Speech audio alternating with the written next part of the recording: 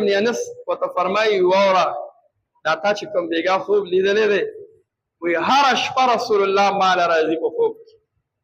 دا زه چې د پیغمبر په ګدۍ ناست یم او د حدیثو درس مې شروع کړی دی نو هره شپه رسول الله راځي هم دغه شان درغاړې مې باسي اوس دا راته ووایي رسول الله ولې مینه کوي د سره رسول الله د سره دا مینه ولې کوي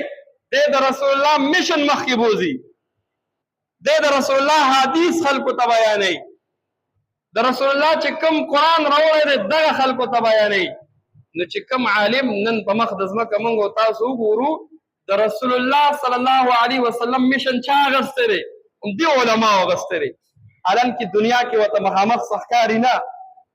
دنیا کې څوک ورکوي نه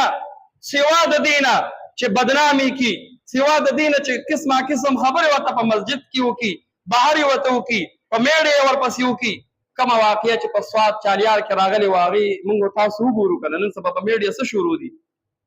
حالان کې دا یو کس یو فرد ظلم یو کو زیاتې وکړو پکار دا وه چې په سوات چالیار په خوځاخیله کې الټه زوړ کړي او حکومت له هم پکار دی خو چېرته سزا ورکوي او نن سبا خلک چې فیسبوک اړه نو علماو پسې لګیا دي او هغه خلک هم لګیا چې د چا بچي حافظان وي د چا بچو ته چې څوک قرآن ښایي هغه هم پوسټ ورکوي او دا غلطي مکثر کوي نن سبا لیکلو ټایم خو دومره چا سره نشته خو چې چا یو انفړه کس دی او هغه د خپلې خوښې لیکل کړي دي ښه بل لا شی د عالم او د مدرسې پسې لیکلي دي ده دا کتلي نه ده چې څه لیکلي دي خو وایي ژر یو پوسټ زه هم ورکړمه نو تصویر راوال هلته نه کاپي که دلته پیسټ که ور ویل ورپسې هر هغه کس الن کې علم او عالم د هغه کوم مقام دی څنګه چې مې درته بیان کړه چې مالک ابن انس سره رسول الله مینه ولې کوي د رسول الله حدیث خلکو ته بیانوي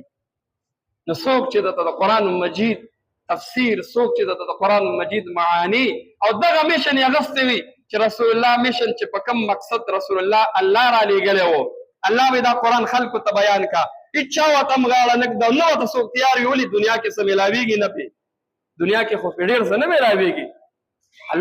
الله به دی له هغه مقام ورکوي چې رسول الله ویلي دی العلماء ورثة الانبیاء علما به د انبیاو وارثان وي نو وراثت کې دی ته دنیا نه ده پرېښودی بلکې دا کتاب الله ورته پرېښودی دی چې موږ او تاسو د داسې قسمه فتنو د داسې قسمه خبرو نه ځان وساتو د هر عالم موږ ته به استادانو وي د هر عالم قدر په زړه کې ساتئ که دا ستا د جماعت دی او که نه دی او بیا خو امیان هغوی له خو اړده سره په کار نه دي په نوم عالم دی د قرآن عالم دی حافظ دی طالب علم دی صرف په دې بنیاد ورسره محبت ساته په زړه کې چې دا د رسول الله میراث ده ته پاتې شوی دی دا د بل سینه کې قرآن پروت دی دا د رسول الله وارث دی نو چې په دغه مینه به الله جنت ته دنبوځي او که چېرې تا په زړه کې لکه د هغه یو کس یو پوسټ ورکړی یو کمنټ یې لیکلی و ما چې کول هغه زه پېژنم زموږ د کلي هم دی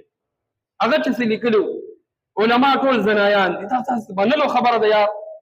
تا د یو عالم د یو بدبخت د وجې د ټولې دنیا علما بدنام کړل دا ستا په زړه کې د کم حسد او د کم دغه غصه د علماو د دین سره پرته ده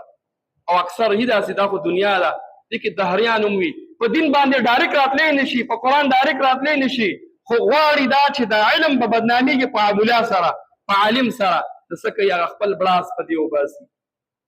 نو د دې نه به بلکل څه کوو ځان به ساتو د عالم قدر به د زړه نه کوو ولې دی د رسول الله وارث دی دی ما ته دین ښایي دی زما بچو ته قرآن ښایي کوو به انشاءالله که نه